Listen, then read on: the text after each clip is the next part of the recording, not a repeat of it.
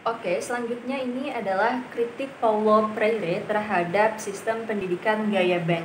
Nah, di sini tujuan utama pendidikan menurut Paulo ini adalah untuk mengembalikan sistem pendidikan yang mana pada masa itu terjadi kesenjangan sosial yang sangat memprihatinkan. Nah, di mana sistem pendidikan yang terjadi itu mengarah pada penindasan pada masyarakat golongan bawah.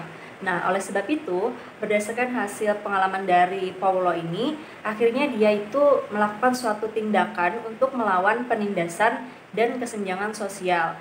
Nah, akan tetapi tindakan kritis yang dilakukan oleh Paulo ini mendapatkan kecaman dari pemerintahan tersebut, yang mana tindakan Paulo ini dianggap telah melakukan suatu tindakan yang bertentangan dengan sistem pendidikan pada masa itu. Kritik yang dilakukan oleh Paulo ini mengarah pada sistem pendidikan yang ada di Brasil. Karena menurutnya sistem pendidikan di sana itu akan mengalami kegagalan. Karena di sana itu cenderung hanya mengajarkan peserta didik pada hafalan tanpa membimbing peserta didik untuk memahami makna tentang apa yang dipelajarinya. Nah, oleh sebab itu, konsep inilah yang disebut Freire dengan istilah pendidikan gaya Bem. Nah, anak didik di sini hanya dijadikan sebagai tabungan atau penanaman modal ilmu pengetahuan, yang mana itu nantinya akan dipetik hasilnya. Nah, jadi dalam konsep pendidikan gaya Bank ini, peserta didik itu dianggap seperti wadah yang kosong dan akan diisi oleh guru. Nah, apabila kan seorang guru ini memberikan pengetahuan kepada muridnya dengan baik, maka semakin baik pula lah seorang guru.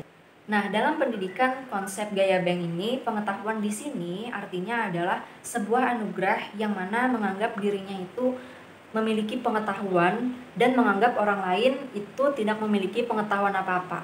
Nah, sama halnya seperti seorang guru, yang pastinya kan seorang guru lebih banyak pengetahuan kan daripada murid-muridnya. Nah, secara singkatnya, pendidikan konsep gaya Bank ini mengartikan guru adalah pusat segalanya.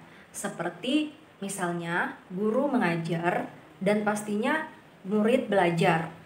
Kemudian, guru ini kan orang yang tahu segalanya, sedangkan murid tidak tahu apa-apa. Nah, kemudian guru ini adalah orang yang mengatur dan siswa adalah orang yang diatur. Nah, kemudian guru adalah orang yang bertindak, sedangkan siswanya ini adalah membayangkan bagaimana sih bertindak sesuai dengan tindakan seorang guru. Nah, jadi dalam pendidikan konsep gaya Bank ini menganggap guru ini adalah orang yang patut ditiru, orang yang patut diteladani. Nah, Freire mengkritik pendidikan gaya Bank ini karena menurutnya ini hanya akan menjadi sebuah sistem pendidikan yang berdaur pada penindasan dan ini akan terjadi terus-menerus. Karena apa? Karena kan dalam pendidikan konsep gaya Bank ini menganggap dirinya itu lebih berpengetahuan dan orang menganggap orang itu tidak memiliki pengetahuan apa-apa.